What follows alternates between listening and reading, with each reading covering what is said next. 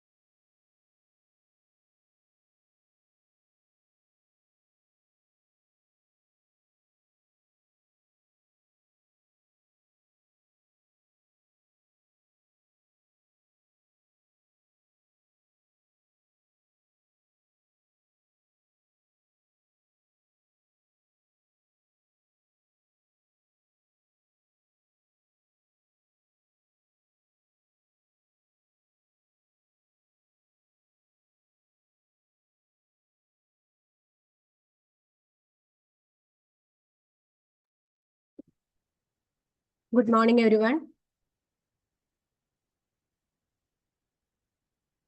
Am I audible?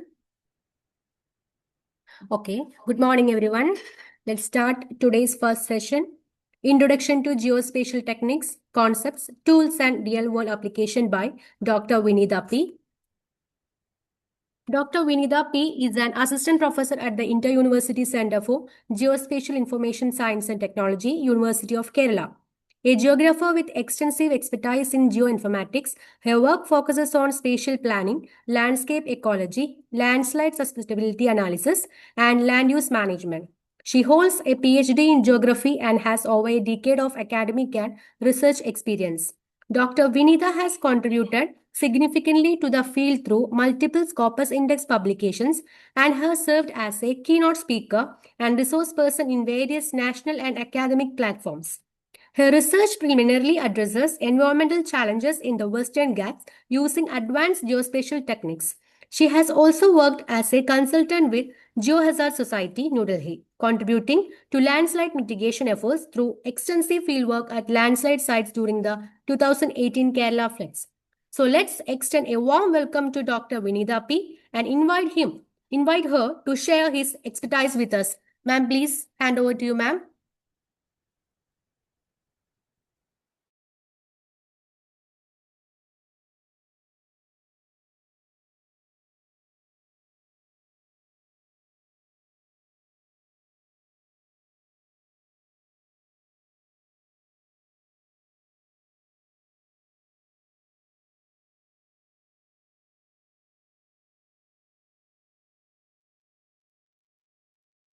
Am I audible? Yes, ma'am. Okay, thank you. Thank you for such a nice introduction. So actually, camera of my system is not working properly, so I'll be connecting with a different one. So that's why the angle will be different. So sorry for that. Okay. Good morning, all. So I will share my slide. Is that visible? Yes, ma'am. It's okay. Oh, okay, thank you. In present. Okay. So, good morning, everyone. First of all, I would like to thank Roshni ma'am for inviting me to deliver this lecture. It's really a pleasure to be part of this FTP program.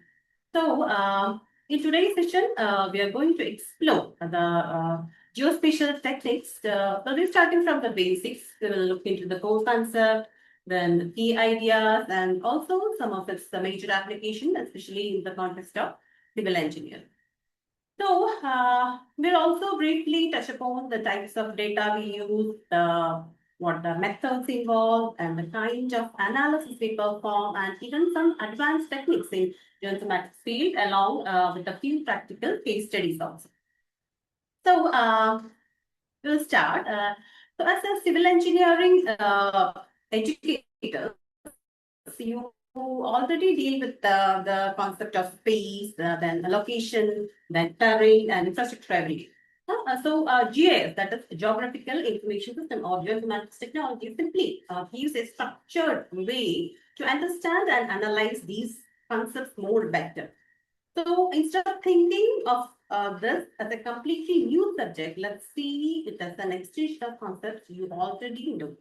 So, for example, when you are planning a road or a bridge, to construct a road or a bridge, how do you decide the best location? Or during a heavy rainfall. We know that during the onset of monsoon, now we are experiencing heavy rainfall. So, how do you identify which areas are likely to flood? And in the hilly areas, how do we know where is exactly the safe to construct buildings? So now these are all very common problems in civil engineering, right? So, but if you think about it carefully, all these questions have something in common. So they are not just engineering problems, they are location-based problems. So we are always asking, where should we build? Where the risk is higher, where it is safer or the most efficient option. And to answer these questions, math alone are not enough. So for that, we need data. We need data, we need analysis, and most importantly, we need a way to connect everything together. And that is exactly where GIS comes in. So in very simple,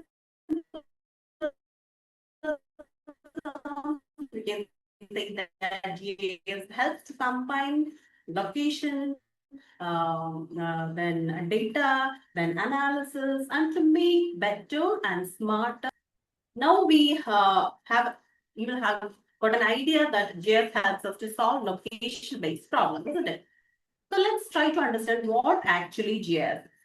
So GIS basically is an integrated system. That means it does not just one thing, but it's a combination of multiple components working together. So it includes hardware like computers and GPS devices, and then software like GIS platforms, then procedures, meaning the methods we follow, and most importantly, people, the analysts who interpret the data. So what does this system actually do? It actually helps us to capture the data. Data means the data from satellite imagery, then survey data, drones, that we will come into the coming slides, the description of the data and all. Then storing the data. So how we can organize it properly in databases, then analysis of the data. So how we can find the patterns, then relationship, then finding the answers and model the scenarios like predicting the floods, landslides, and more disasters like that.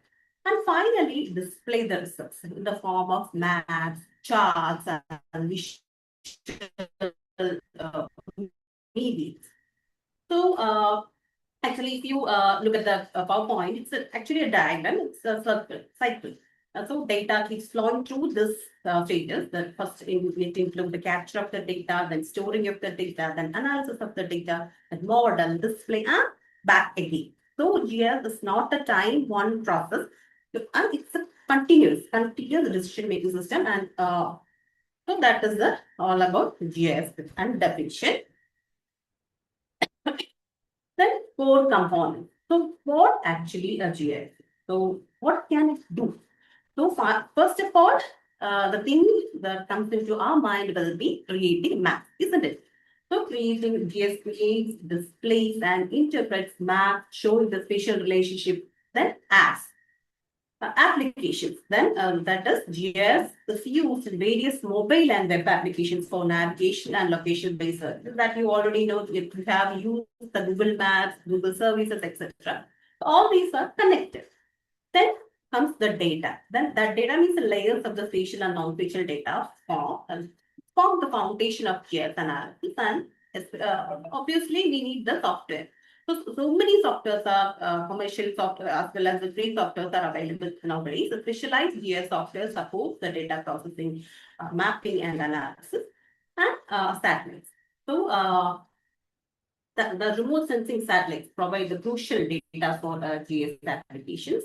Then the analysis, application of GIS, that is the analysis. So GIS analyze the spatial patterns, processes, and finally the career, that is GIS technology creates the career opportunities in multitude of fields like urban planning, environmental management, disaster management, and so on.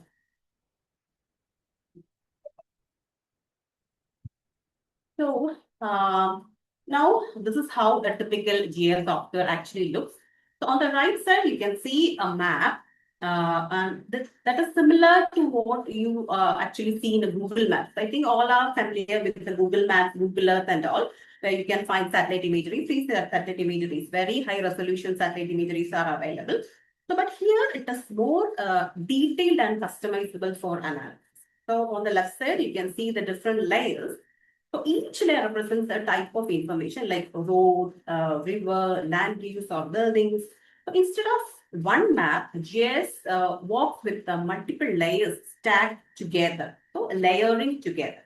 So now the most important part is each feature on the map. For example, a road or a river is not just a line or a shape, but it's linked to a data. It's always linked to a data. For example, if you click on a road, you can get information like its name, what type of road it is, what type of condition it has, or its usage. So essentially, GIS connect two things, that is the map, that what we see, and the data, that is the information behind it. So it's connected to two things. So that is why we say GIS links geographical features with their attributes, and this is what makes a GIS powerful for engineering analysis. This is why because we are not just looking at maps, but we are analyzing the real world data through them. So that was about GS linking with the data. So next is GIS is not, I have already told that it's not just a tool or a software, actually it's a process. So let's explain it step by step. So we usually start by collecting the data. And this can be from satellite imagery, survey data, then what else, GPS or existing map. So then we store and organize this information inside the system. So next comes the most important part, that is analysis. So here we try to understand the pattern, the relationship, and also the problems that we face. For example, while identifying a flood-prone area or a suitable location for might be a suitable location here, identifying suitable location for constructing a building or something like that. So once we analyze, we visualize it. So this means creating maps or creating the models or diagrams that are easy to understand. So based on these outputs, we move to plan. So engineers and decision makers use this information to design the solutions. Finally, decisions are made like where to build or what to avoid or how to manage these resources. And this is not a one-time process, but it is a continuous process. So we can always collect more data, update our analysis, and improve the decision. So GIS is basically a cycle that helps us to move from data to a better decision making. So we know that it's all about making maps. Okay, so creating map with data layers. So GIS allows you to overlay multiple layers of spatial data, like we can overlay road, river, land use to create meaningful map. Then we can customize the map features. That means we can design the map by selecting the colors, symbols, labels, etc. to highlight the specific features of themes. Then, moreover that, interactive mapping is there. That is, the GIS enables the dynamic interactive map where we can zoom, we can pan, we can query the data to explore the details. Then, thematic map. So, GIS is used to create specialized map. Thematic map means a map which is based on certain themes. Themes like population, climate, hazard. So we can create thematic maps like population density map, then what else? Climate zones, then hazard zones for specific applications, and also the real-time mapping. So real-time mapping means GIS integrates with live data. For example, we can integrate it with the traffic data, which is for online live data, then weather data to produce real-time maps for navigation and monitoring. Then 3D map. So suppose 3D visualization of terrain, buildings, landscape, etc. for immense mapping experience. Then analysis. So you can create with using GIS software to result the spatial analysis such as suitability analysis, heat mapping, change detection, etc. And finally, the decision support maps. Okay. Then maps and charts that we have already discussed. Types of maps, and so I will skip it.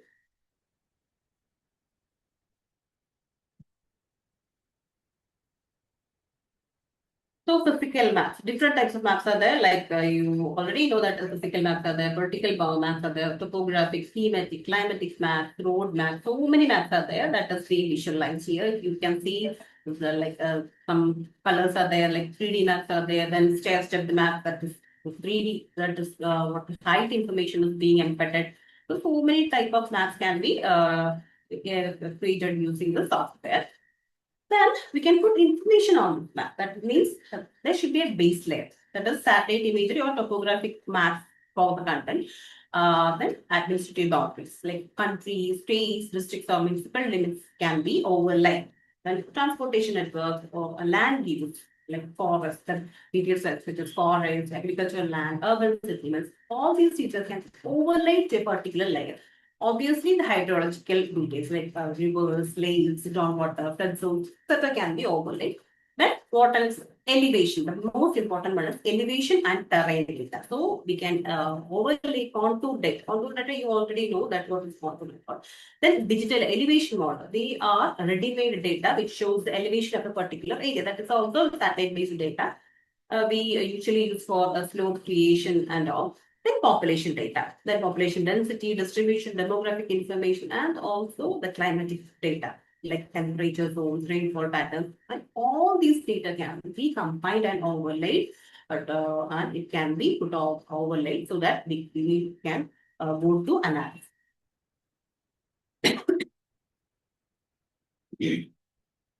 So, information is organized into layers, that is for simplified management, so that it can organize complex data very systematically, and it allows the users to focus on specific data set by toggling the layers, and which enables the powerful analysis like overlay, buffering, and intersection that we will be discussing in the later coming slides.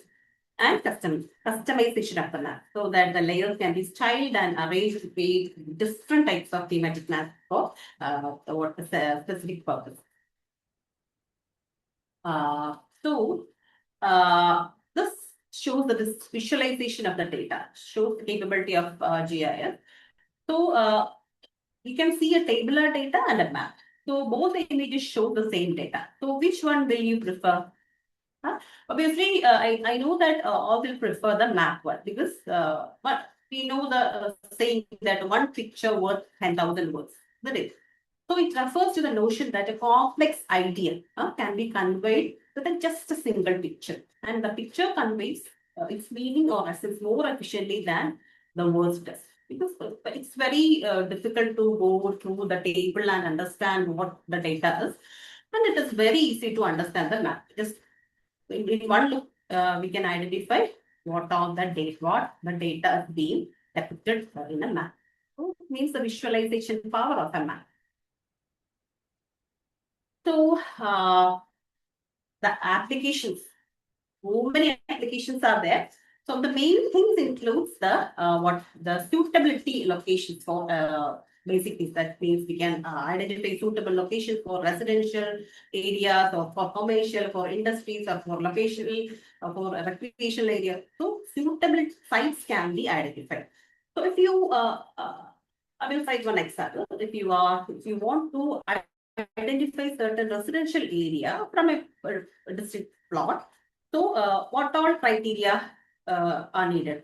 So, if you need a residential area, it should be a proximity, should be near to school. So, proximity to school, hospitals, markets, then what else?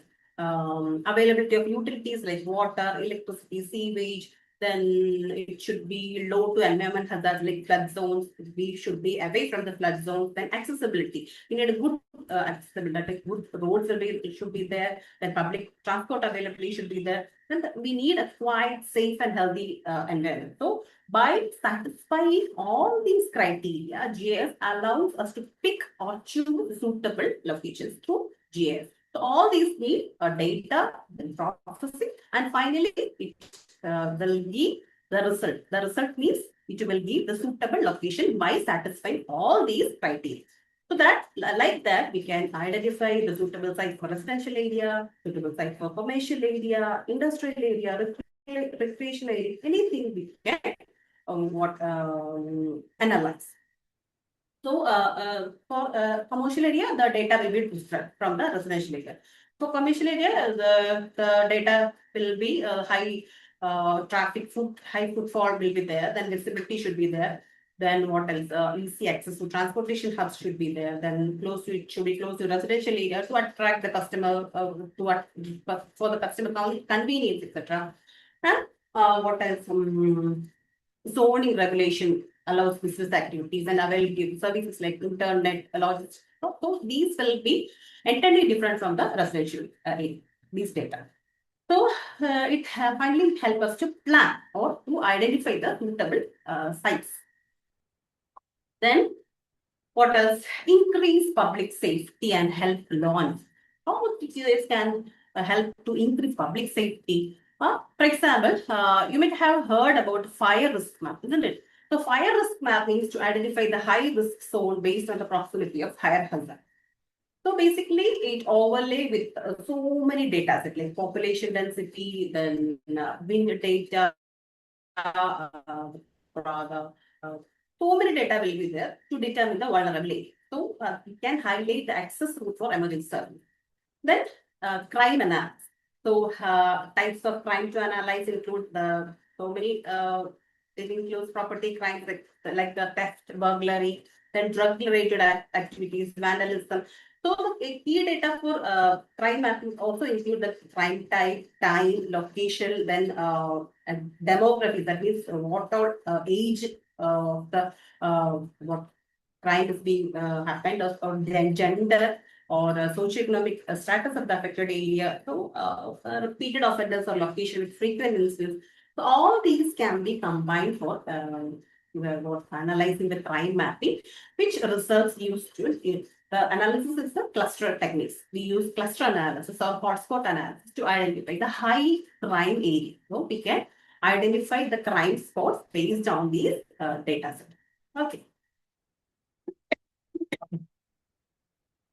Then we can help to manage natural disasters. So this is one of the most important applications here, natural disaster management.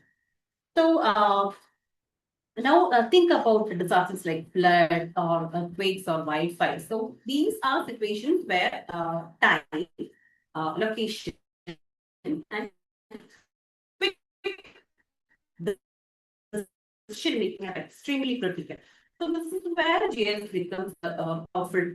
GIS helps in search and rescue operations. So we can quickly identify affected areas to locate people and even suggest the fastest route for rescue teams. So it also supports medical emergency medical services or hospitals and ambulance and relief centers. All these can be mapped and coordinated very efficiently. So another key usage is the damage assessment. Damage assessment. So using the satellite data and spatial analysis, we can estimate how much area is being affected or which region is are worst hit or where the help is needed the most. Or if you for that, if you look at the image on the slide, so you can see some examples like wildfire mapping, the earthquake impact zones, flood simulations, and aftershock analysis. So all these are possible because GIS can or geographic information system or geoinformatics can combine what give us meaningful insights. So instead of reacting blindly, we can plan. We can plan accordingly with the help of this data and manage disasters in a much smarter and faster way. And this is why GIS is becoming an essential tool, not just for engineers, but for disaster management authorities as well. So next is the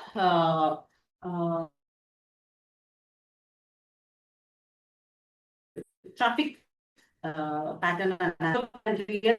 If we have the data of speed, volume, density of the vehicles, we can analyze along with the historical and real-time data traffic.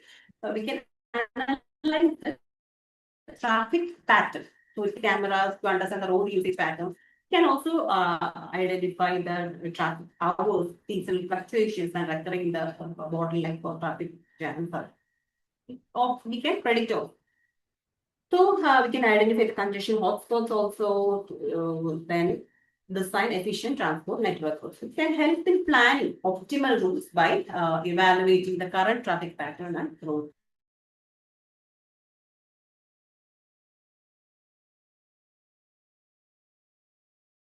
condition.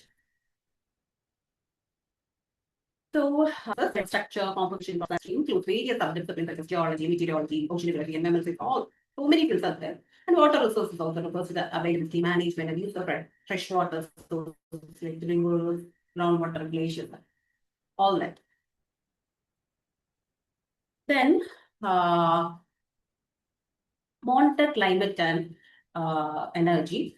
So the monitoring cyclones involves tracking their development and movement using the advanced tools such as satellites, weather radars are there, and computer models. So to track the cyclone, satellites capture imagery and provide real-time data on storm systems, etc.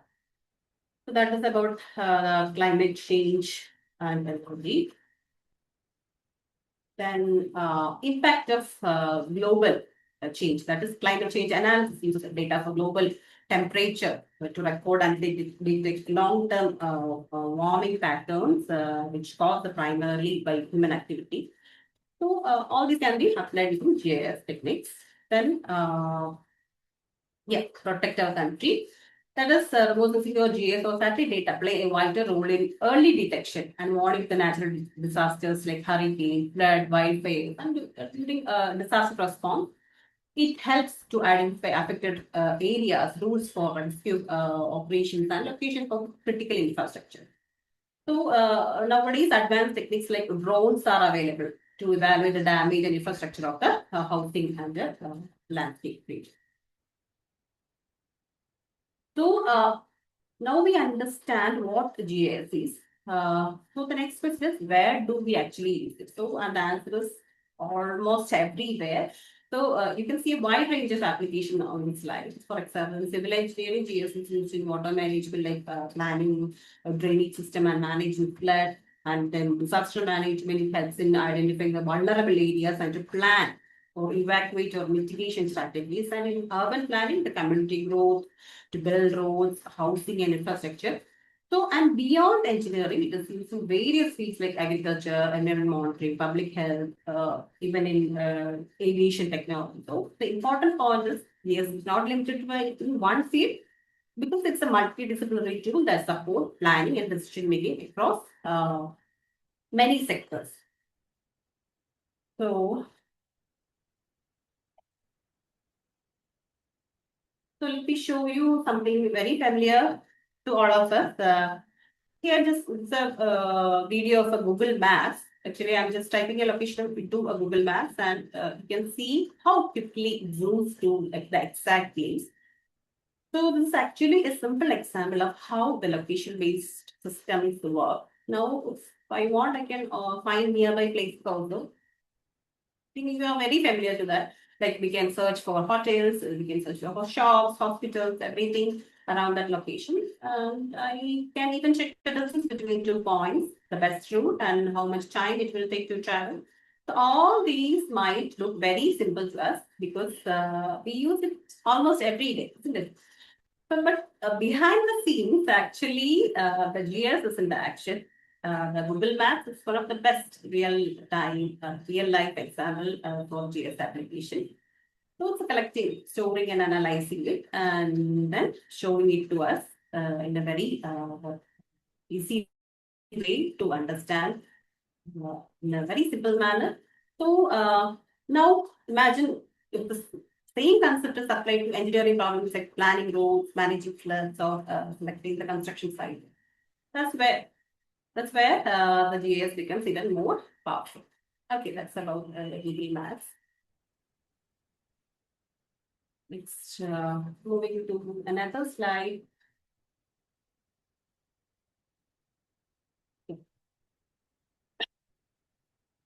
So this was actually a pilot project carried out in Mannar Panchayat by our department.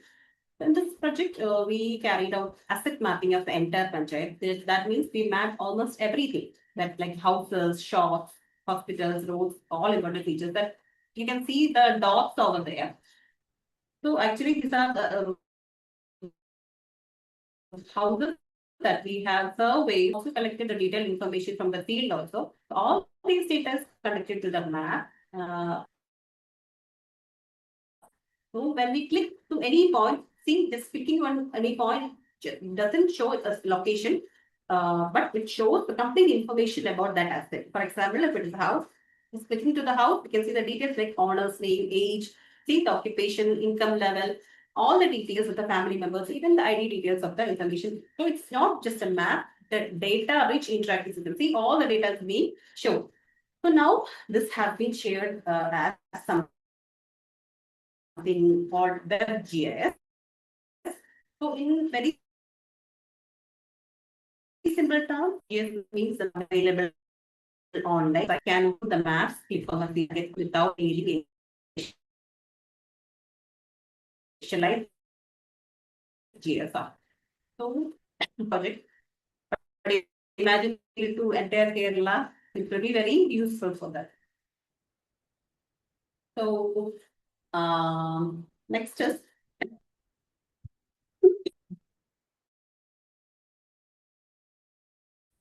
so this is the video that is in Japan. Is an interactive web-based map showing the satellite imageries of the Japan before and after tsunami. So at first, it may look just a web page, but it actually a very powerful example of the GIS combined with web technology. Here, the data is coming from satellite imagery, and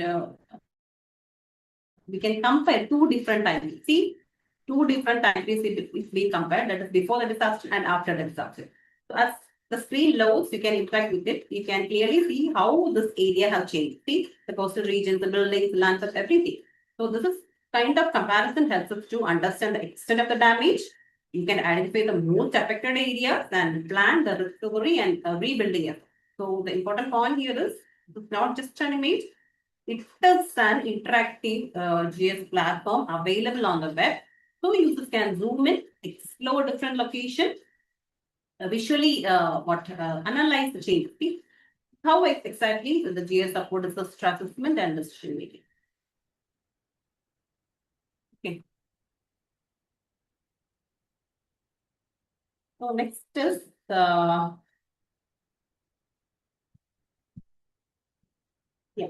Now let's look at the very recent real example COVID-19. That is, this slide shows the geographical analysis COVID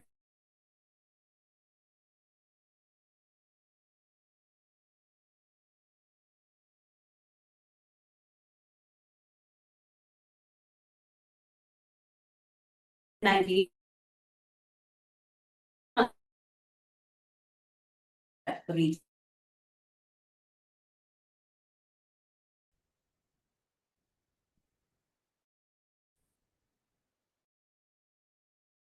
Yeah, the next video is something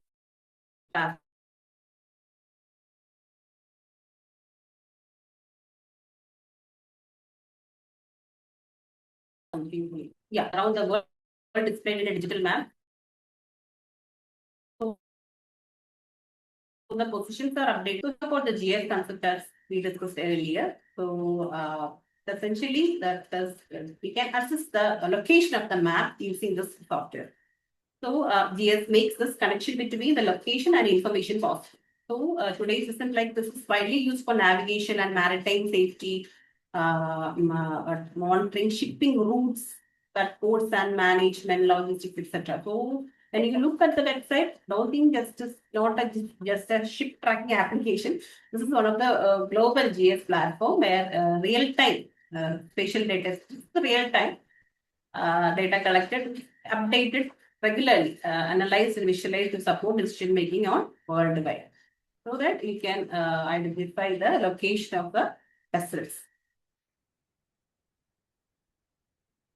So next is just a brief history of GIS. So GIS history dates back to 1960 when computers were being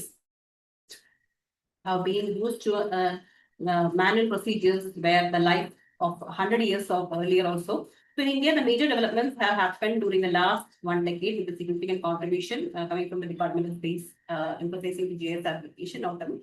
So the Roger Franklin Tomlinson was considered to be the father of GIS. So he was a Canadian geographer. So he's the father of have you heard of John Snow? He's known to be the father of modern epidemiology. John Snow was a mid-19th century doctor with a big interest in public health. He often made use of maps to illustrate public health problems. This during the I think it's 1854, he became aware of a cholera outbreak. There was a cholera outbreak in London.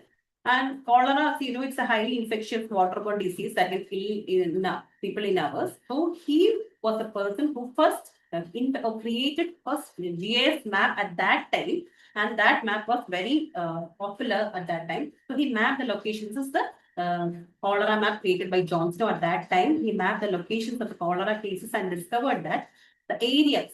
See that what you can see here, a red portion highlighted. That is the area where he had identified. He had discovered that that there was a contaminated water pump leading to the infection, identification of the waterborne transmission.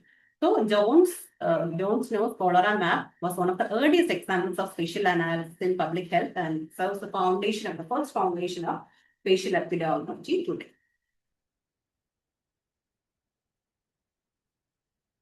So, the questions that a GIS can answer shows the capabilities of GIS. The first is what is it? So, what is it a particular location? So, this is one of the most basic and powerful questions in GIS. For example, if you click on a map, GIS can tell what actually exists there, whether it is a house or whether it is a road or a commercial building. It's just like what we saw in the Monarch project or even at a maritime. Now let's take it a step further. That is, GIS can also answer more detailed questions like what is the population density in a particular area, or what are demographic characteristics like age group, income level, occupation. Similarly, you can also analyze the vegetation cover of a location or what exists at a particular. That is the main question. And now let's move on to the next type of question that a GIS can answer is where it is. So it is a conditional question. So instead of asking what is at one location, now we are asking which location satisfy a particular condition. For example, if I ask what are the areas in Kerala with high population density, GIS will not give just one point. It will scan the entire region and highlight all the areas that meet the condition. Similarly, we can ask where are the areas at the high rate of migration or higher risk of natural disaster. So we can combine, based on the condition, it will give answers. Okay. So next is trendy questions.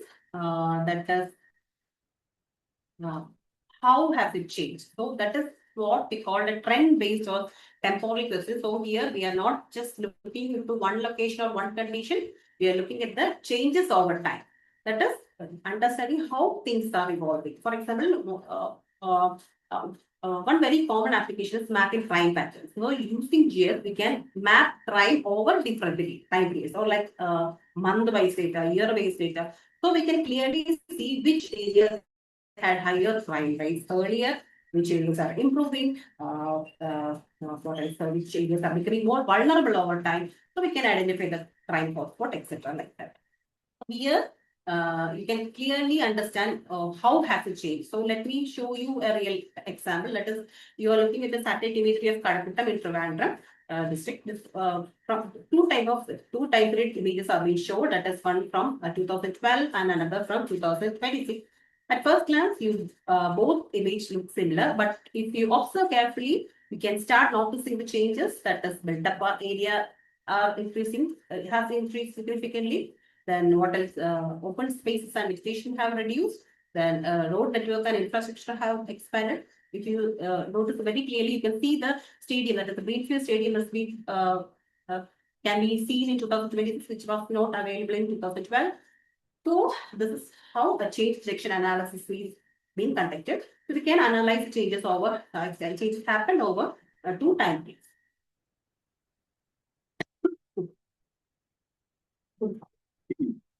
Now let's move to another very important type of question, that is what data related. This is what we call a relational question. So here we are not just looking into one layer or one type of data. We are trying to understand the relationship between different geographic features. So we are asking how are different factors connected in space. So GIS has been widely used to study the diseases also. That is not health GIS. So diseases like malaria, dengue, Ebola. So this can be considered. So now disease spread is not random, that you already know. So it is influenced by multiple factors like population density, water stagnation, various climatic conditions and sanitation levels. So GIS helps in combine all these layers together and analyze their relationship. So if a map with the dengue cases, we can identify the hotspot location so that we can relate where this disease is being clustered. So we can identify, or we can identify the relationship also, the areas. We can relate other factors also, that like drainage. If we are connecting the drainage, where are the areas having poor drainage? Or we can identify we can connect the population density also, regions with high population, or location with the stagnant population. So all these external data can be connected to identify which portions or which areas are there, so that we can identify the hotspot locations of a particular disease, dengue, malaria, etc. So what if? That is the next question. So analysis of what? That is a model-based question. So analysis of patterns, answers like whether incidence of malaria in Nairobi occurred in a dispersed, clustered, or random pattern. How much area is being served by a hospital? Or what is the shortest route to a health facility? So far we have mainly looked at various types of questions GIS can answer through data management analysis. So as a next step, GIS is used to spatial relationship, to build the spatial relationship and to model that help to answer introspective future also. So future can also be built with the help of this data set, GIS data set. So I think these have been covered in the previous sessions. I think you have fundamentals of GIS yesterday. I think components of GIS have been covered in that session. So I'm skipping that. So you know the components of GIS, that is hardware, software, data, people, and methods, the basic one.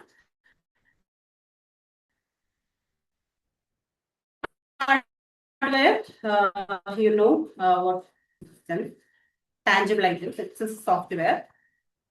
That is the tool that store, analyze and visualize the geographical data. So many softwares are available currently in the market, like ArcGIS are there, QGIS are there.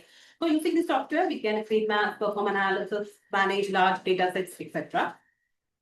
And next, this is the most important part of a GIS, that is the data. So many data sets are there where you can find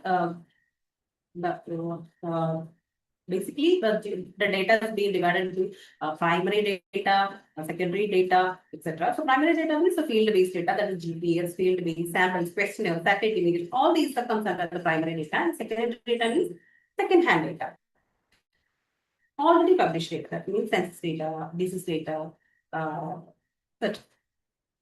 So it's the most important one, data type. And next is the methods. So methods we simply need to procedural steps we follow while working in GIS. So they include input of data, analysis of the data, query or retrieve information.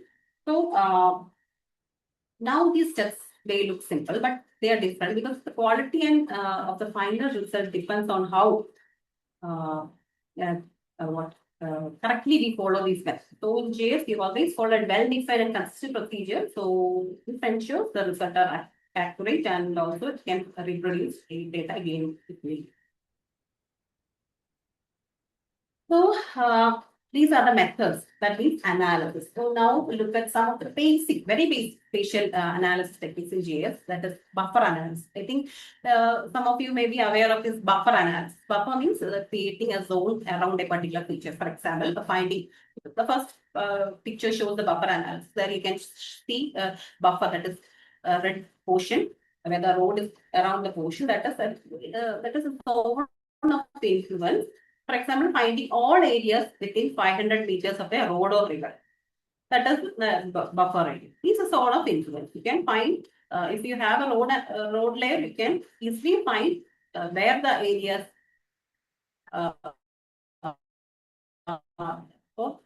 the areas within 500 meters of a road or river. In area, we combine multiple layers to get new information. For example, combining the soil layer or combining the slope, rainfall map to find a suitable zone. That is the second one. That is about overlay analysis. Next is the proximity analysis. So this helps us to find out how close or how far are something is. For example, identifying the nearest hospitals or tool from a location or something like that. So that is the approximate, how close a particular thing is. That means the approximate analysis. And next is the final is the network analysis. This is used to find the best route or shortest path. The Google Maps is a very example of the network analysis. You can find the shortest route, easiest route, busiest, we can avoid the busy route. That is all about network analysis. For example, finding the fastest route for ambulance or transportation, etc.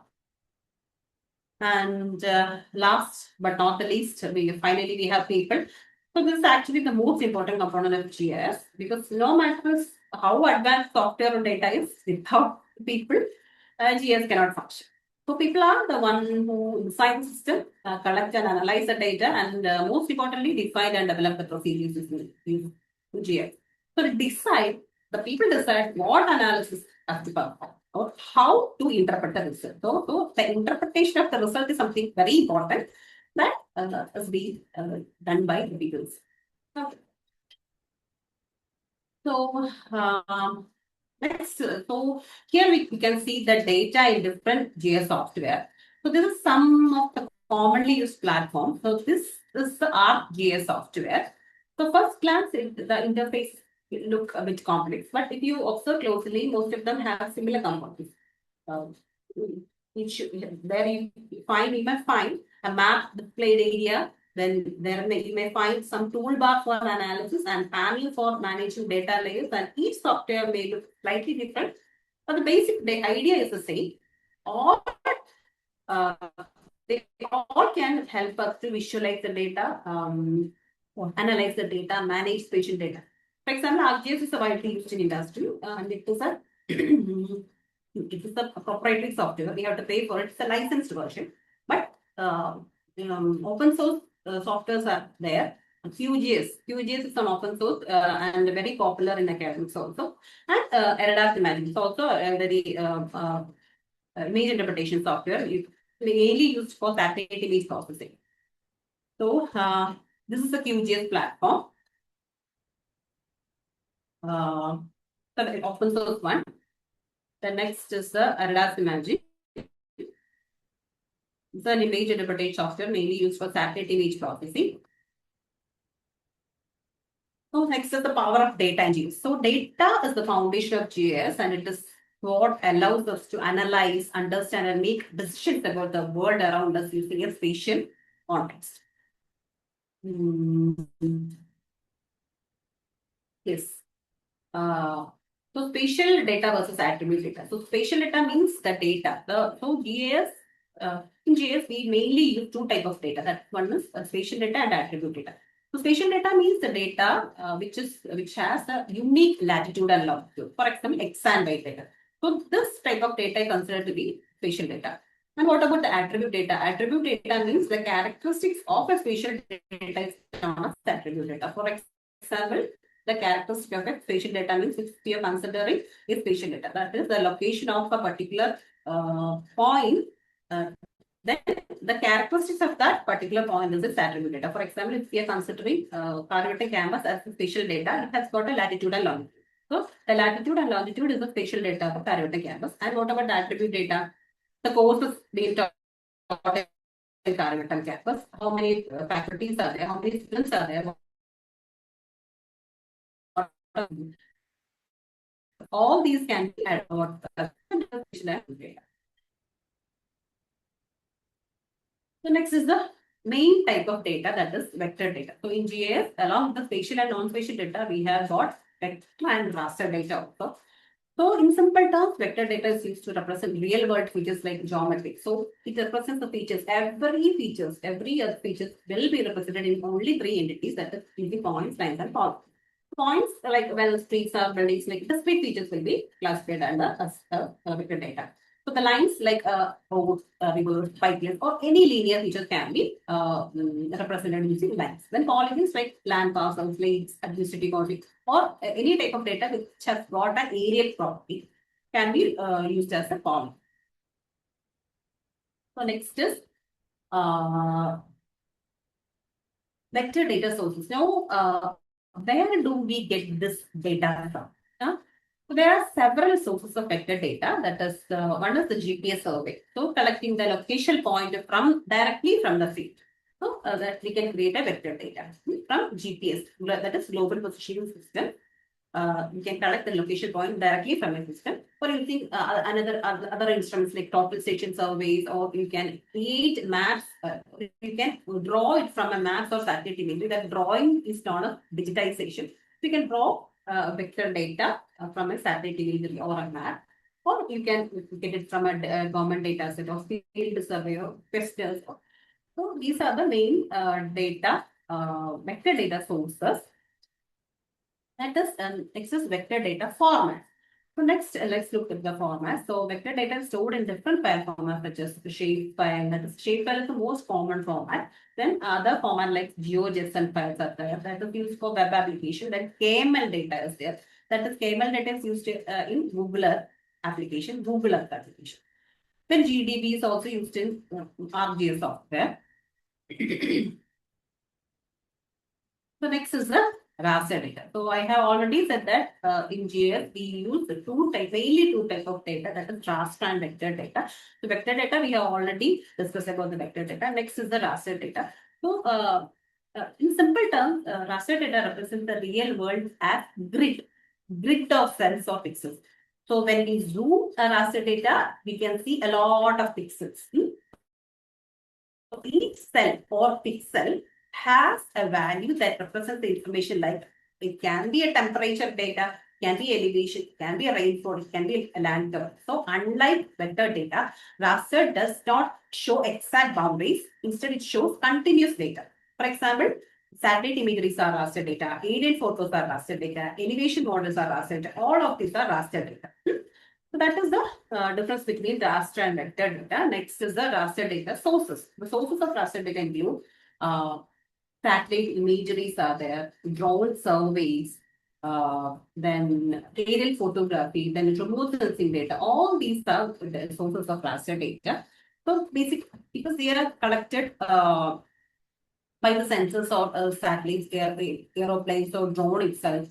Then digital elevation models are there. Digital elevation model means it is a type of satellite imagery where the elevation of a particular area is being represented. When we zoom, it is also raster data. The digital elevation model, DEM is also raster data. When you zoom at them, it will get pixelized, and each of this pixel shows the elevation details of the particular feature.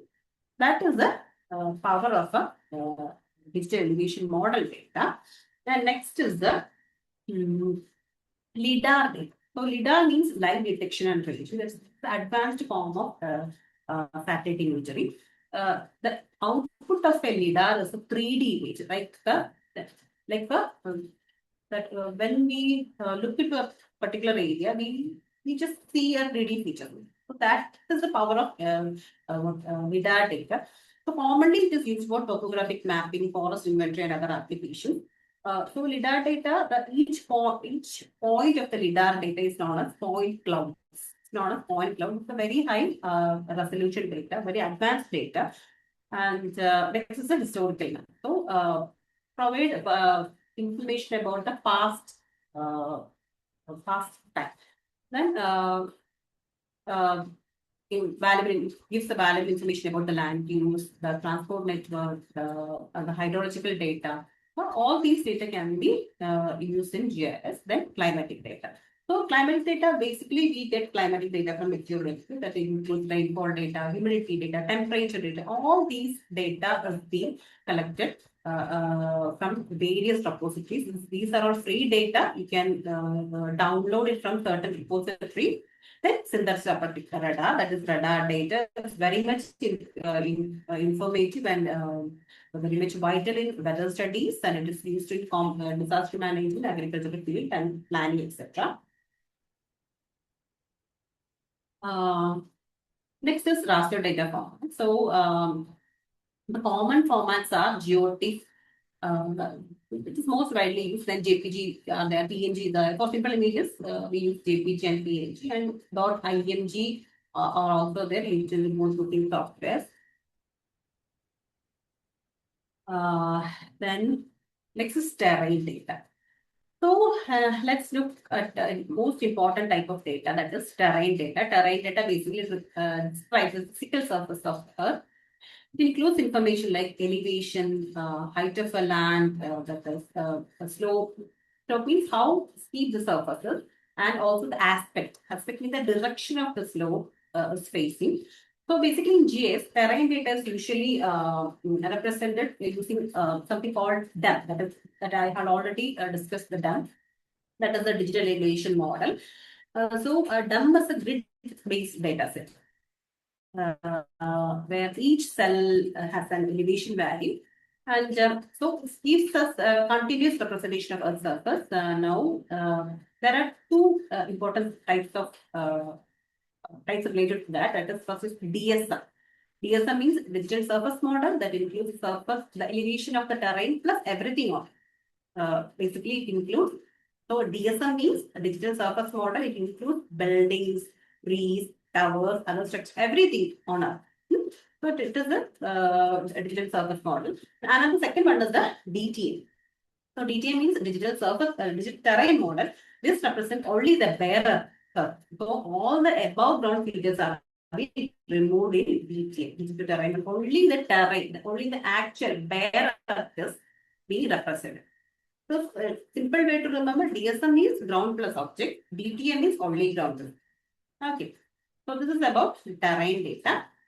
And another one is the triangulated irregular network, that is TIN data. It represents terrain using irregular triangles. It is useful for showing detailed surface variation, that is contour maps are there. That it shows elevation using the lines of equal height. So each line connects the points with the same elevation, usually at fixed intervals. What represents the elevation of a particular area. So now I'm showing some free data sources website. So these websites will give you free data. That is the data that is in JS. Data is very important, and the good thing is a lot of reliable data is available nowadays. So these websites provide different type of data like satellite imagery, elevation data, then land use and uncover data, administrative boundaries, then climate and environment data. So these data that can be downloaded and directly used in GIS software like RGS, or any GIS platform. So most of these platforms are maintained by government agencies, research organization, or international institutions. So instead of collecting all data from field, you can save the time and effort by using these freely available data sets. So GIS is not just about Sulu, so it's about accessing the right data from the right sources. So next is the data collection method in GIS. So let's look how we collect the data in GIS. Like there are different methods to collect the spatial data. So the first one is the field survey. So field survey means visiting a location and collecting the data set. So this includes collecting the data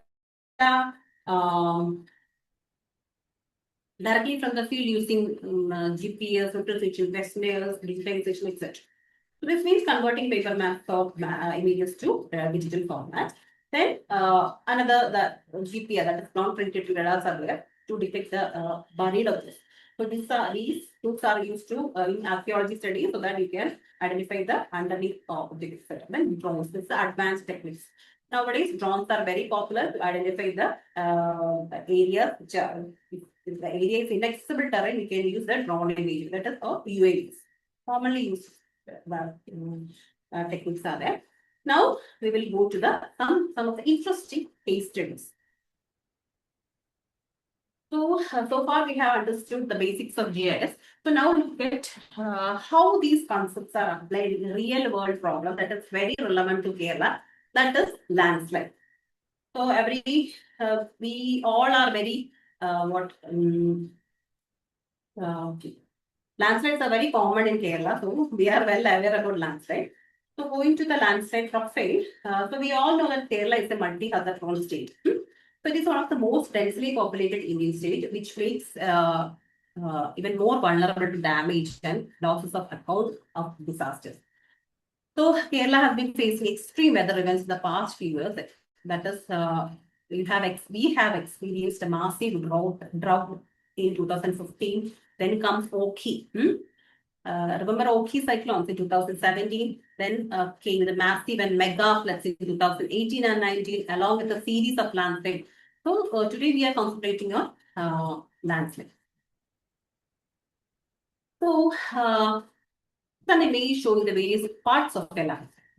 So have you ever seen a landslide site, or have you been to a landslide site? We observe carefully. A landslide has different parts. Not all landslides show all these features, but an ideal landslide will have most of these parts. So let's look at them one by one. So first is the crown. Crown portion means the top part of the landslide where it starts. Then the main scarp. Main scarp means steep surface. That is main scarp. That is steep surface left after the material moves down.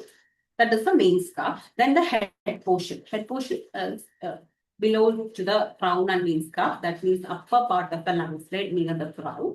Then the minor scarp. So many minor scarp will be there. That is small breaks or steps within the slide. Then the main body. The main body means the central moving mass of the soil or of the surface, main body. Then comes the slump blocks. Slump blocks means this block, rotated blocks of materials within the slide. Then you can see the transverse ridges will be there. That means the small ridges that is formed across the movement of the direction of the landslide. That is then that transverse fissures are there. Cracks. Fissures means cracks. Cracks form due to the movement of the material. And last one is the bottom part where the material accumulates. So this is the this shows the various parts of a landslide. Okay. So how we know that landslide can occur due to natural and human factors. So we will discuss some of the natural and human factors. So natural factors. So main is the rainfall. We know that rainfall is a triggering factor. So heavy rainfall can saturate the soil and cause a landslide, especially in hilly and mountainous region. So that is the main factor. That is the triggering factor behind the landslide. And next is the gravity. Gravity means in an unstable land, gravity causes the material to fall downward, resulting into landslide. That is the gravity. Next is the weathering. Weathering is a natural process which leads to the weakening of right? Earthquakes. Earthquake is also a triggering factor, but it's not common in Kerala. Then slope. Slope is the most favorable condition. It is said that the areas which are having the 30 degrees slopes are very much favorable for a landslide condition. Then soil.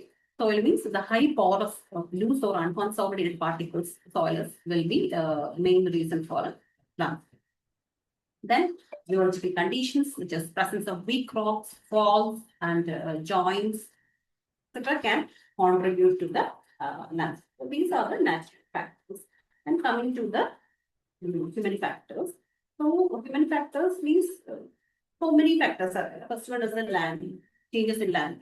So such as conversion of forest to agriculture or urbanization can alter the natural drainage pattern and can contribute to land. Then unscientific afforestation. Afforestation, we all know that means planting of trees.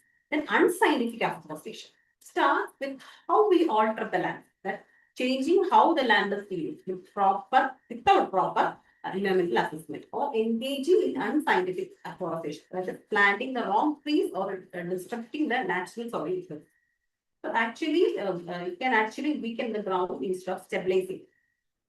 Then inadequate soil stabilization and lack of protection. That is, we see the engineering failures, that is, include using inadequate soil stabilization methods and providing insufficient protection, such as failing to build proper retaining walls on cut slopes, etc. Then insufficient drainage technique. So insufficient water management. When we implement insufficient drainage techniques, water builds up in the soil, then pore pressure increases, or increasing pore pressure can drastically raise the risk of a flood failure. Then a lack of information about past landslide. So without this data, past landslide data, planning becomes weak and risky. And so then a lack of information about past landslide directly leads to poor decision making by local authorities and then poor decision making. These wrong choices in construction and land use increases the vulnerability of land. Then deforestation. It means finally the widespread spread of deforestation strips away the root system can naturally bind the soil together, bringing us right back to severe unsafe land use change. Then landslide types in Kerala. So basically a landslide is actually a specific type of mass movement. Mass movement refers to a downward movement of rock, soil and debris along its flow, mainly due to gravity. So, mass movement. So, the broad term, that includes a kind of downward movement of earth materials, and landslides are the most common and visible form of this block. And landslides and other mass movements are very usually classified based on the type of materials and how the material moves, etc. And here in Kerala, we commonly refers to the landslide as Urulpottal. Like Urulpottal ennaanu പറയാറ്. So now let's look at the different types of landslide observed in Kerala. So these are some of the main types of landslides we usually see in Kerala. So first one is the foremost is the debris flow. That means Urulpottal. What shows it from the fast moving landslide is composed of loose mud, sand, soil, rock. This is water gushing or water rushing down the slope. So in Kerala, it is heavily triggered by intense monsoon. We know that. We have experienced that. And sweeping away everything in its path. That is the first and the foremost main type of landslide is debris flow or wheel. Next is the second one is landslide. That means mandadichi. That is a sudden downward sliding of a mass of a or soil or a rock. Sudden sliding of a or a mass of soil. This shows a road edge collapsing or a common occurrence around Kerala's hillside region or highly terrain region, especially very common in Western Ghats roads during heavy downpours. Very common in Munnar road, etc. When we go to Munnar, it's very common thing. The landslide is very common. Sorry, landslip is very common. And the third one is slab slide. Slab slide means moving period. That is the cracking and splitting of large distinct block of slab of earth as a detached from the slope. Splitting, showing the deep fissures that can form a crack or a deep fissure that can form in the ground before or during the movement of material. That is another one. The next is a landslide. That is slide, Tennimar. That's Sheila Tennimar. That is a general term for a wide range of ground movement, especially highlighted here. That is a block of earth or rock mass sliding down a distance block. That is the landslide. And next is a rock fall.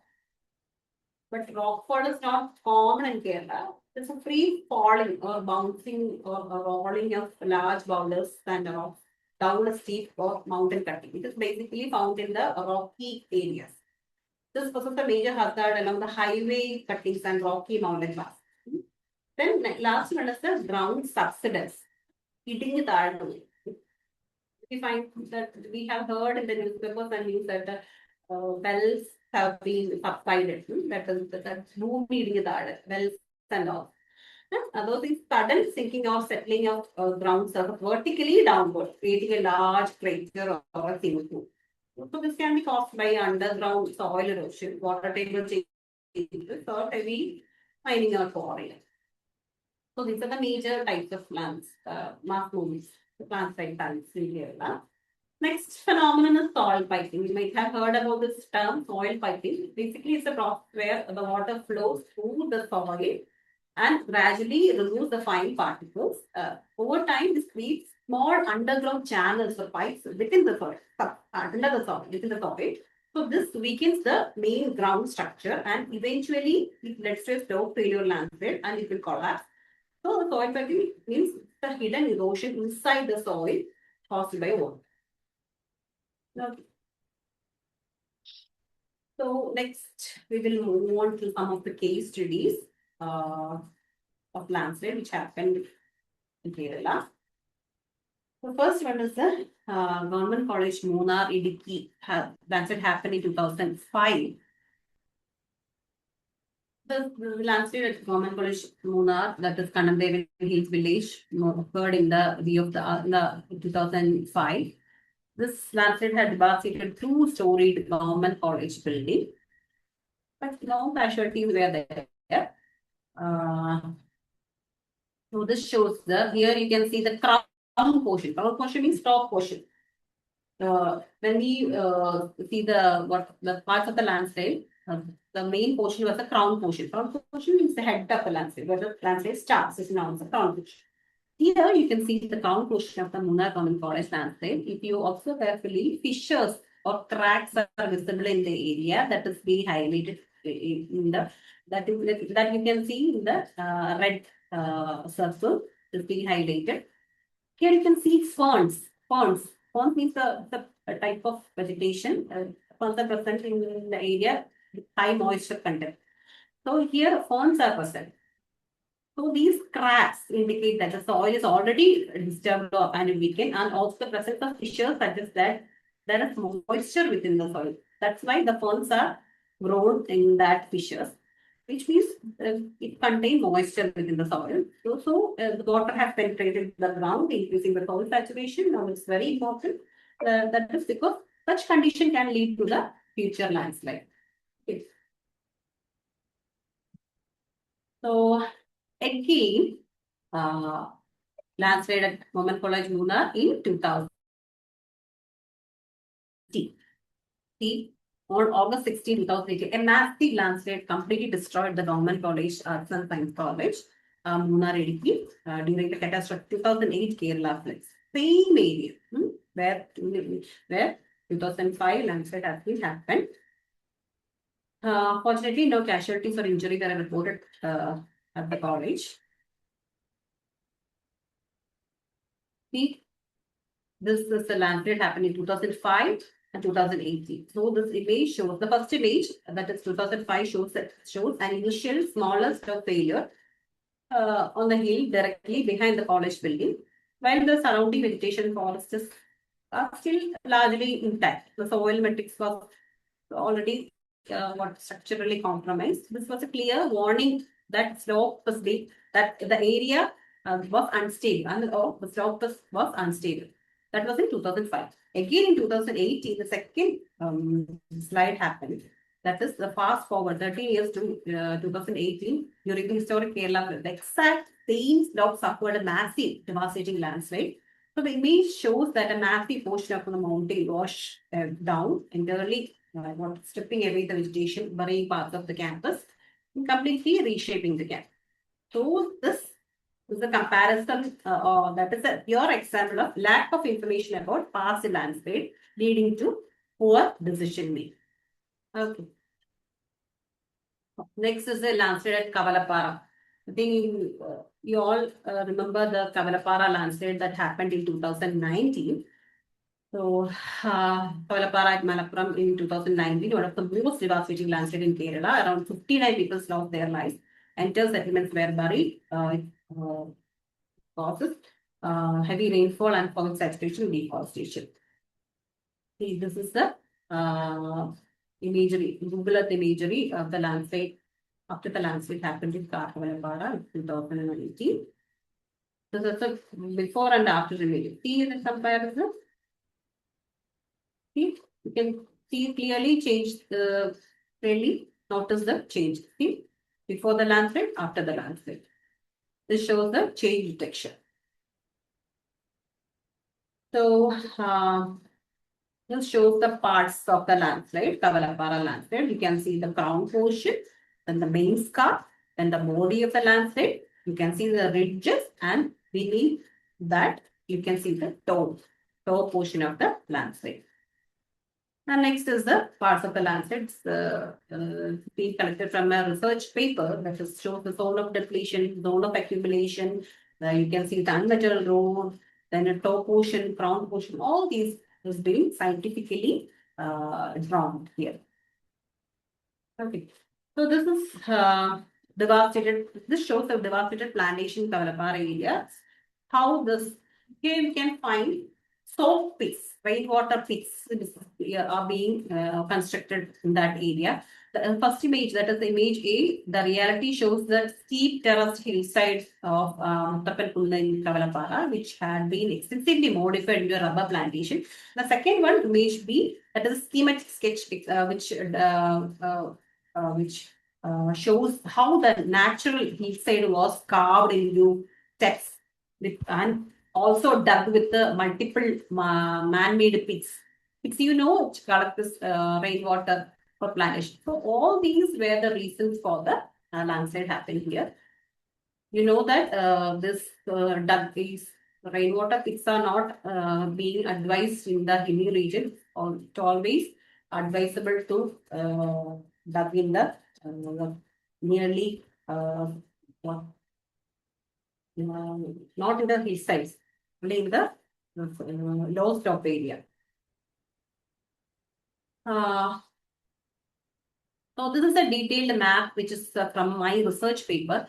So this map, what this mapping shows the destroyed houses, which you can see that is shown in the red dots. These red dots shows the destroyed houses that is clustered heavily in the lower zone of accumulation, showing exactly how the community at the base was completely vanished. And the opposite side, the slope of the valley, that is this image shows the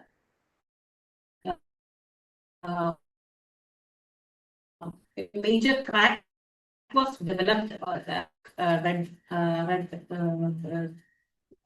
line.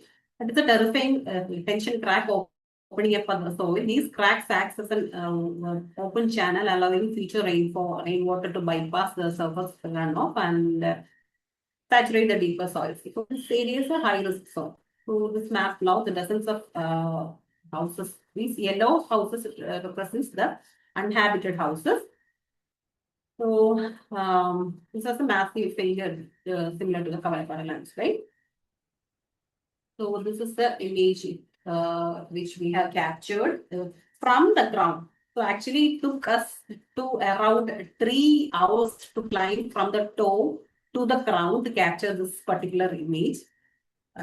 So this is the photo from the ground portion of the Kavalapara land, right? So this is the landslide Puttumala, Wayanad in 2019. So occurred on the same day as Kavalapara. Around 17 people were died, and the tea estate area was severely affected. And it was intense rainfall, and because also and drought failure in the plantation area. So this was a Puttumala disaster. So the event is the massive landslide which is Puttumala near Mepadi around in August 8.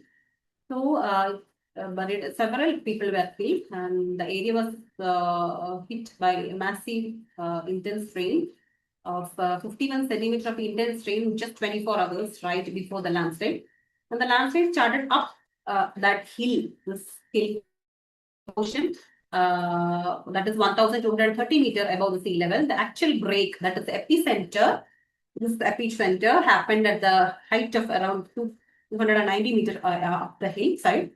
And 20 hectares of land came down, mixing with thousands of water and material. And this heavy break away of the earth drifted 2 kilometers down the slope, completely sweeping away the village and the local tea plantations.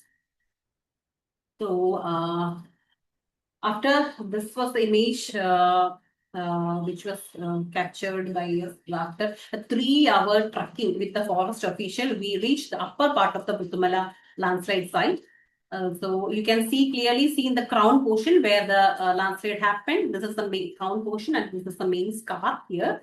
So this image shows the crown and main scar where the landslide started. If you notice, you can see this. I am standing at the center. So this gives the scale of how the large. You can imagine how large the boulders and uprooted trees and soil movement was there.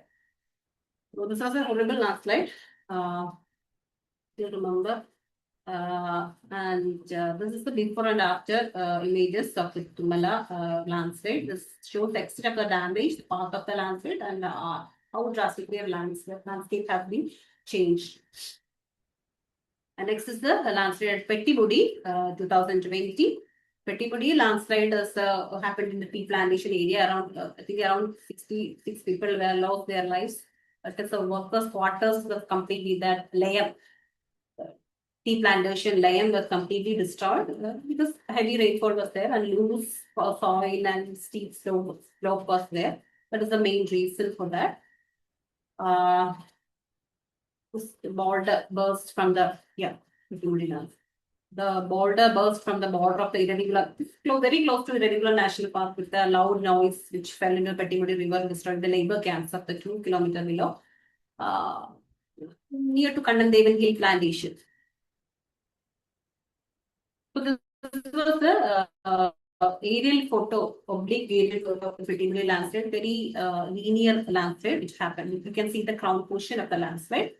The high resolution drone imagery captured. So the aerial imagery clearly shows the crown, that is the starting point of the landslide, originated up in the steep slopes of the Shola forest, where we come down. This is the Google Earth imagery.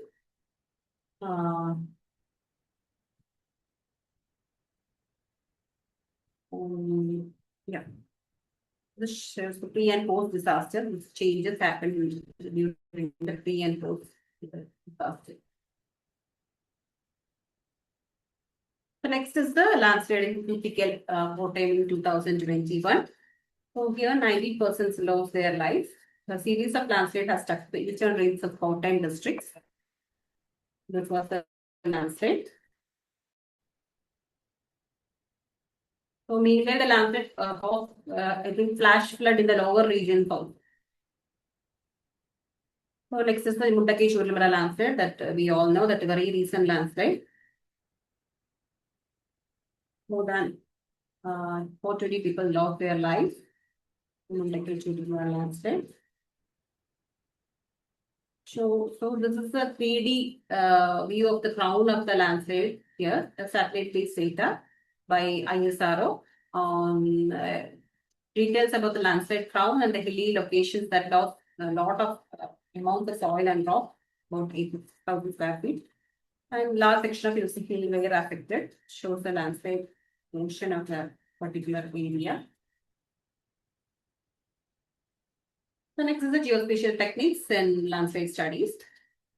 So, as you know, disasters can strike at any time and can cause extensive damage to infrastructure, human life. In such conditions, it's very crucial to have accurate and timely information to make informed decisions and take appropriate action. So, geospatial techniques, also known as geographic information system, can help in this regard by providing critical information on its location, extent, and the severity of a disaster. This image will be familiar for you. This is shows the pre and post event after the 2018 flood, mega flood. Shows the devastation of the area which happened before and after the flood season. So digital elevation model, we have already covered the digital elevation model. This is the digital elevation model of the Chaliya River, just for your information. So next is the landslide inventory map. So when we go to a landslide data, what all data should be collected from that particular area? So it includes location of the past landslide, details of the locations, all data will be collected, date, elevation, and also the rock structure details.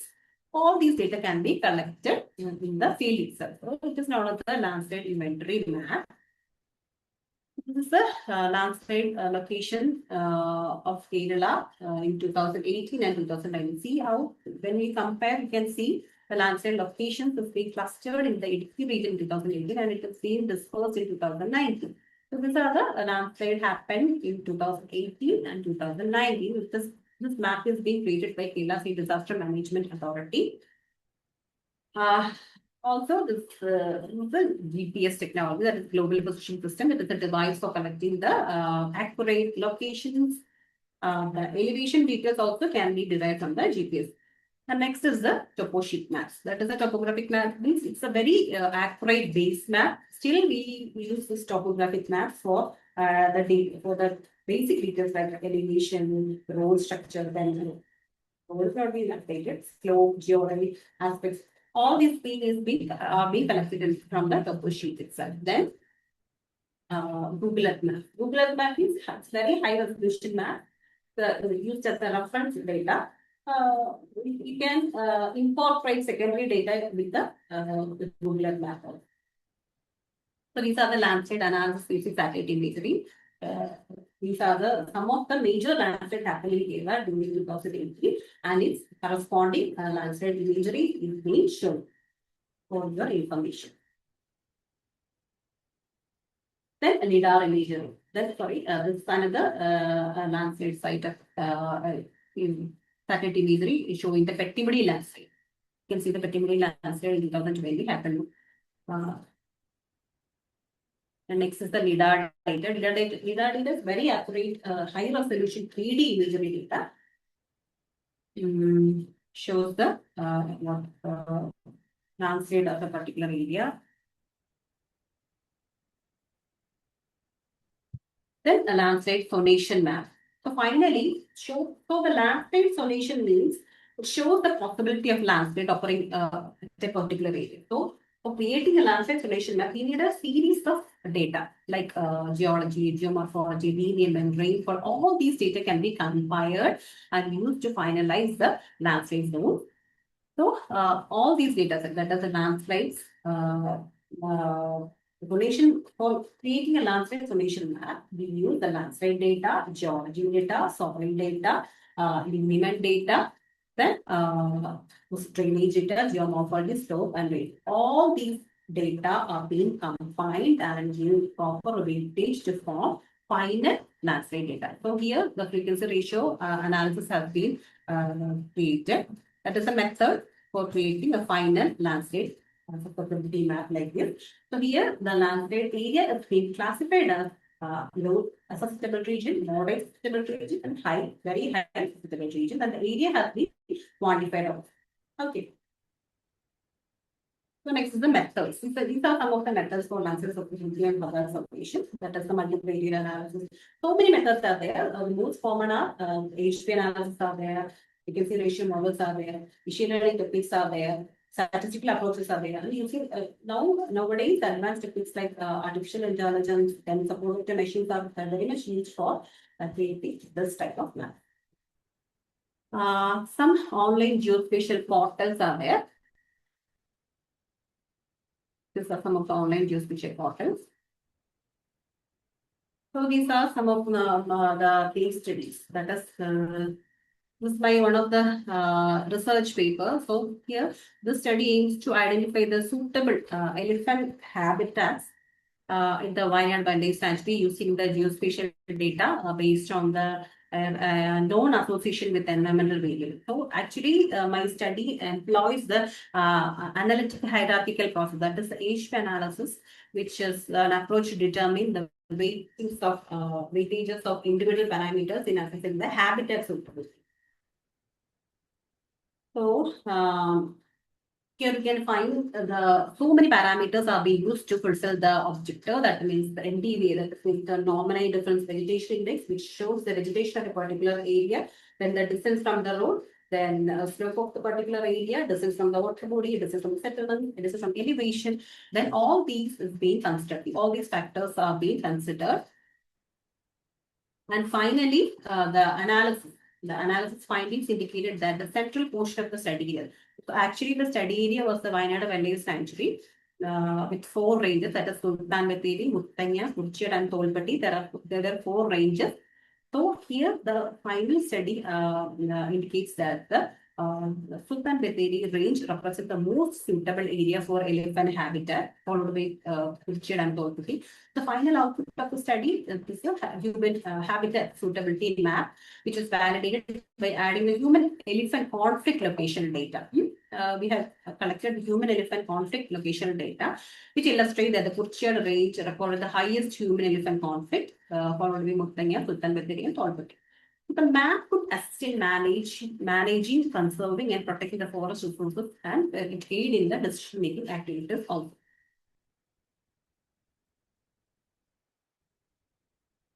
So next paper is about analyzing the forest fires in the tropical deciduous forest, that is in the wild. Again, the study area was same. Here we have analyzed the forest fire risk of that particular area. So for that, we know that in the recent years, the forest fire have increased an alarming rate in India, and it has become a common incident in many areas of Wayanad Wildlife Sanctuary, situated along the northeastern part of the area, lying in the silver. And the forest fire incidents happen mainly in the, we know that the pre-monsoon period, ranging from February to April. So you see various forest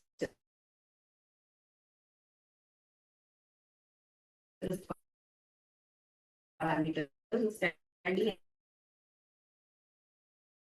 and conservation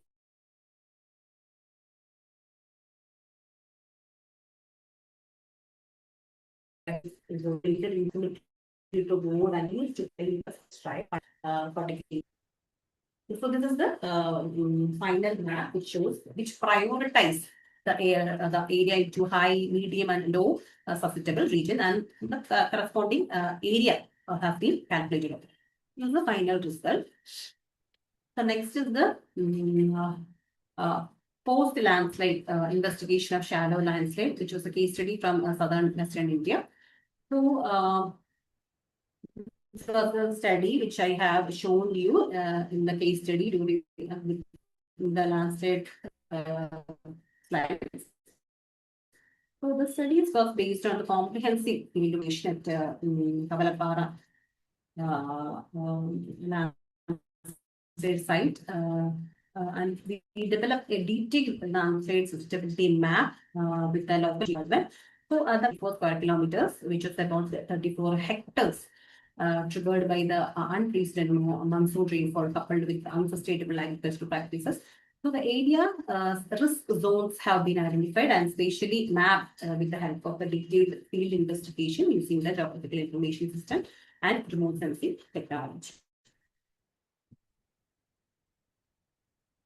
So this was the map. This is the map of the area, which is just opposite to the Kavalapara landslide. We had identified a particular area. In the insect map, you can see the areas. You can see some of the area being cracked off. The fissures can be seen. So that was happened in the opposite portion of the Kavalapara landslide. And you can see the dot, that magenta dot represents the individual houses which falls beneath the crack.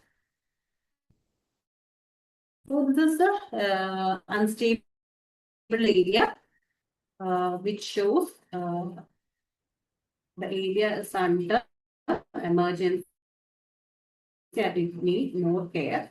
This type of helps for management for the authorities and also the climate change vulnerability of a tropical region based on the environmental and socio-economic factors, which is the which is another journal paper. So the present study investigates that climate change vulnerability at a district level in the state of Kerala, relying on a purposefully developed composite vulnerability index that encompasses both the socio-economic and environmental factors. So the Kerala coast contains socio-economically and ecologically most vulnerable regions as demonstrated by a composite vulnerable index. Here.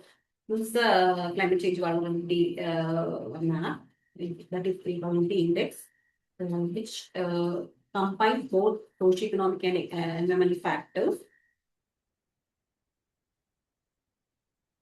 Next was the assessment of a relationship between landslide, land use characteristic with vector-borne diseases in tropical areas. This is another research paper.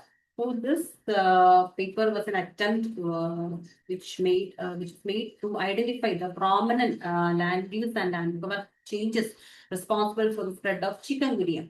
It's about disease mapping. It is about a spread of chikungunya, malaria, and dengue fever. All these are being known as vector-borne disease.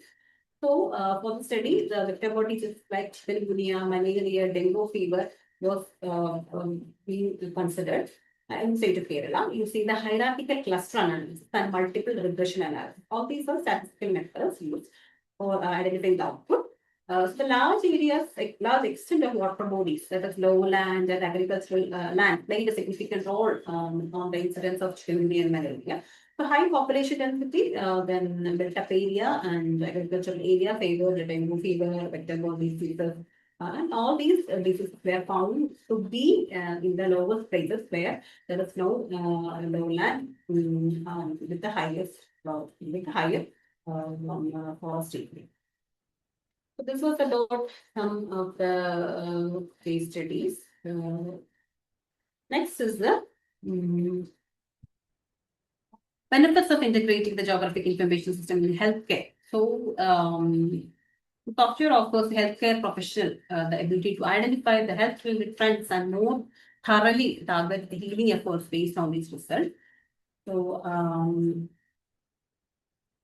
tracking the spread of infectious diseases. So here, the GS or online maps have played a significant role in management of diseases outbreak, especially in the COVID times and all. So, you remember that, during that COVID time, the dashboards were very common. So the role of GIS also is the system. That means interactive maps were there. We can see the trend of COVID in a real-time basis.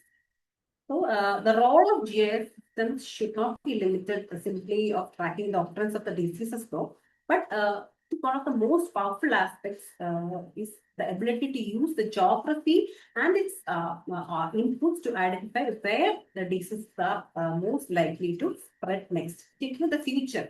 So in future, where are the areas which are likely vulnerable? So this is the idea behind the geographic information system. So,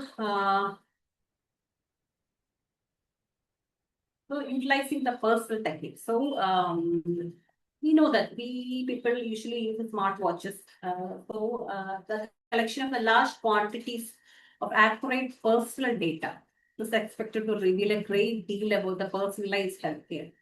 So, in smartwatches, we can monitor our heartbeat, our sleep pattern, even the BP, blood pressure, then the amount of water being consumed. All these are being stored in the smartwatches.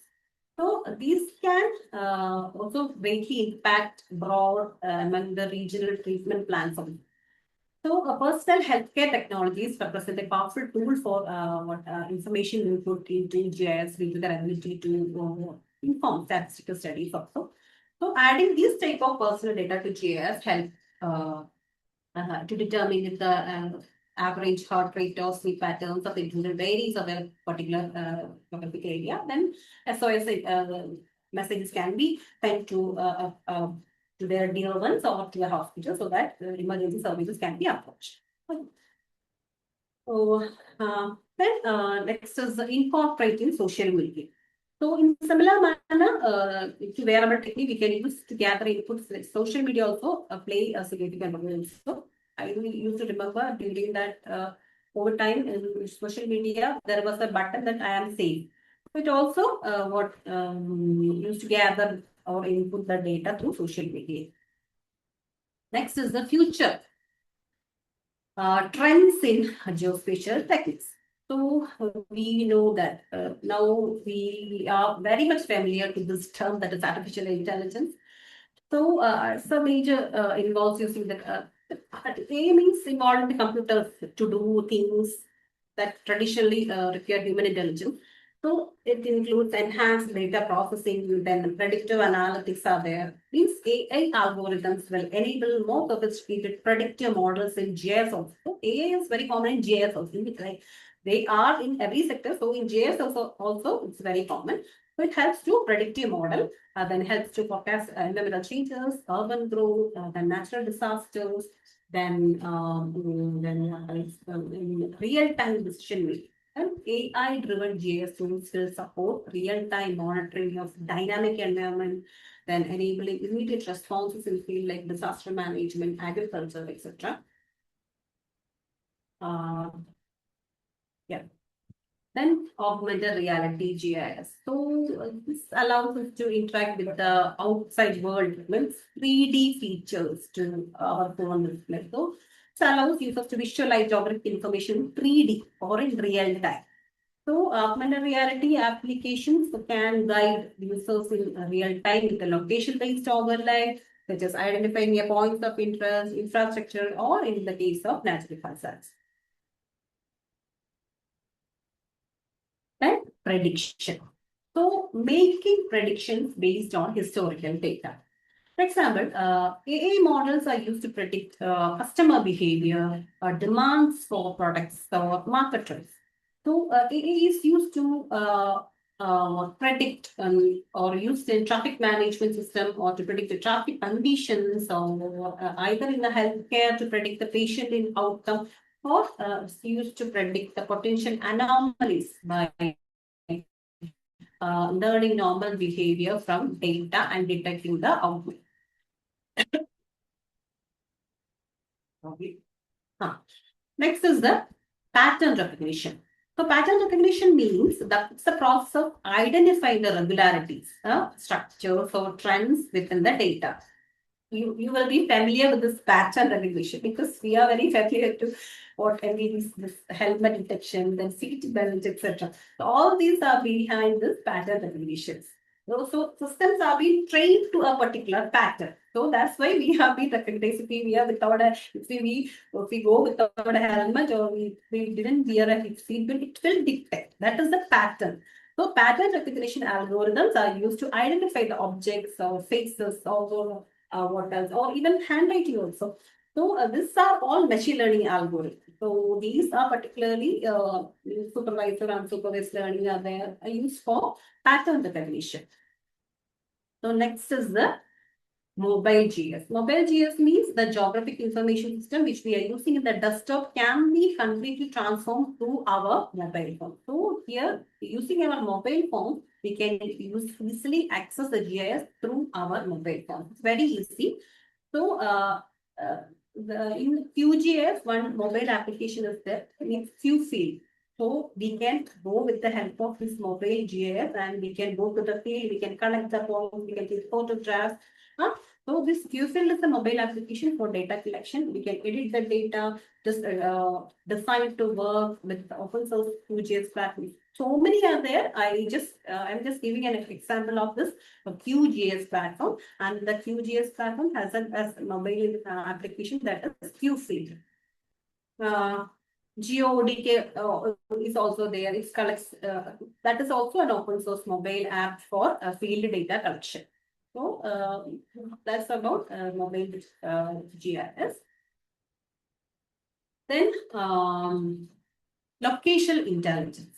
It combines geographic information with business data to improve decision making, offering a deeper understanding of how this location affects the various aspects of operations. Can be real-time decision making, and it can be applied in a multitude of various application areas like urban planning, development, disaster management, etc. These are all connected with the location app. Okay. Then drone technology. So drone technology nowadays is very common. It helps to enhance data collection. So drones are equipped with cameras, sensors, even GPS, and enabling the high quality real-time data collection, which can be used in inaccessible areas or in the hard-to-reach areas, such as a remote location or to the disaster zones or vast agricultural fields and all. So it's very because it's very cost effective. drones offer a more affordable alternative to traditional method like manned aircraft or ground-based surveys. It also reduces costs related to labor, fuel, and equipment maintenance. It's very cost effective and improved safety. So drones can be deployed in any dangerous or hazardous environments, such as the disaster sites, even in the hazardous materials field, or keeping human workers out of the harm way. And it's very high precision and accuracy. Okay. So that is about drone techniques. Then is the LIDAR techniques. So LIDAR techniques means LIDAR provides a very high accurate measurements of Earth's surface, capturing the fine details like topography, vegetation, and structures. And it also collect the details very quickly, that a very fast data collection. So it can cover large areas by reducing the time required for surveying when compared to traditional surveying methods like ground-based surveys or human-based surveys, etc. And it has ability to penetrate the vegetation of it. So the LIDAR can penetrate dense vegetation like forests and provide accurate data on ground surface, which is useful in forestry and environmental monitoring. And versatile applications are there used in a variety of fields such as forestry, then what else? Disaster management, archaeology, flood risk mapping, urban planning, offer a wide range of practical uses. And finally, the 3D modeling. So, LIDAR generates high detailed 3D models, which are essential for accurate representation of landscape, buildings, or any other structure. So, LIDAR is a very promising and advanced technology, and in the coming time, we can expect the high spatial LIDAR technology. Nowadays, the data are not available, LIDAR, free LIDAR data are not available, but we can assume that in the coming days, the free data will be available. Next is the cloud computing. So, cloud computing delivers what computing services like storage, processing, and software over the internet, eliminating the need for on-premises hardware. The main is the accessibility.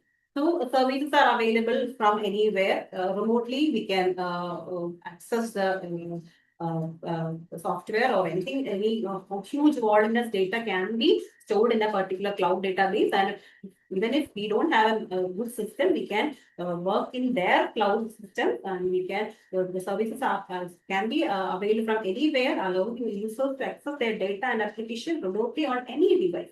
So that is the technology behind the cloud computing and cost efficiency. So cloud computing reduces the need for purchasing and maintaining expensive physical infrastructure. So users can pay only for that more days. So that is the beauty of cloud computing. So till now we have discussed the applications, the components, some case studies, and current trends and the future trends in the geographic information system and geoinformatics sectors. So, and about the applications, wide range of applications are there here. So, range of applications in everywhere, and then monitoring, resource management, public safety, and more. And coming to the technology. Technology integration means yes, compared with technologies. Nowadays, very technologies are advancing like anything, like AI, artificial intelligence, cloud computing, and then mobile devices are there. It offers advanced solutions for real-time data analysis. Then predictive modeling is there, and decision support are there. Then enhanced decision making. So by visualizing and analyzing the spatial data, GIS enables better decision making from managing the natural resources. Like this means optimizing city layout and predicting future trends. Anything in the decision making.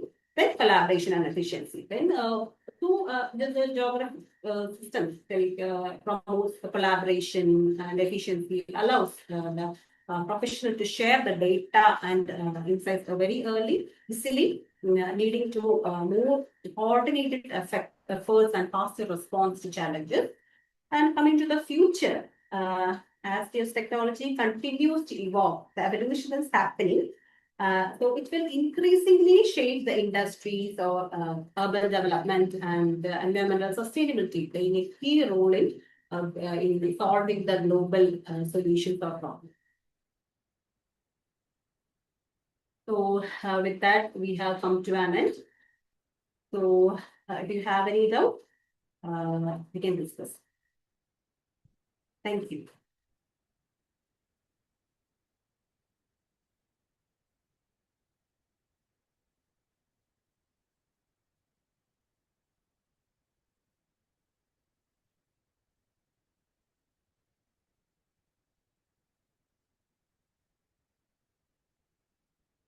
Is there any doubt?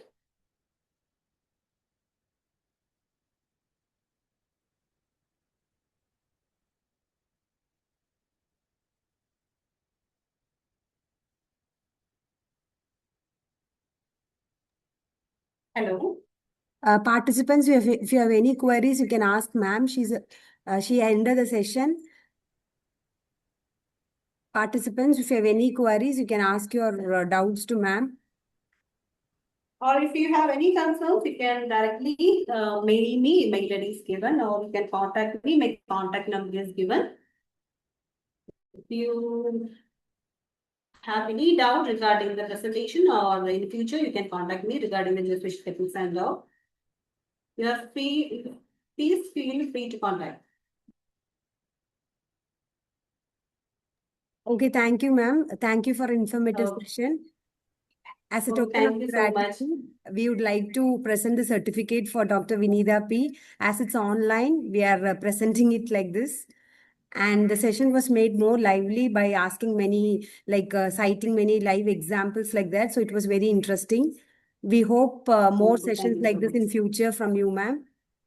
Sure. Thank So you. thank you so much. Okay, thank you, ma'am. Okay. Okay. Okay, thank you. Participants, the feedback form will be shared soon.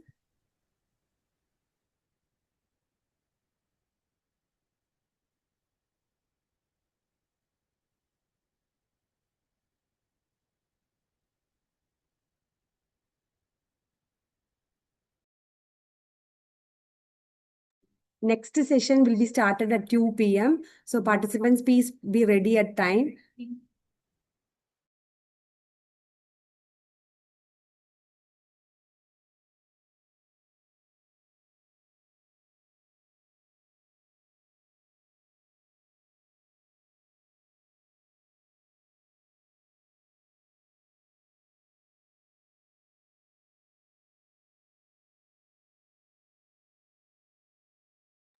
So now in the chat box, the feedback form link is shared. So please mark the feedback for attendance and participation certificate.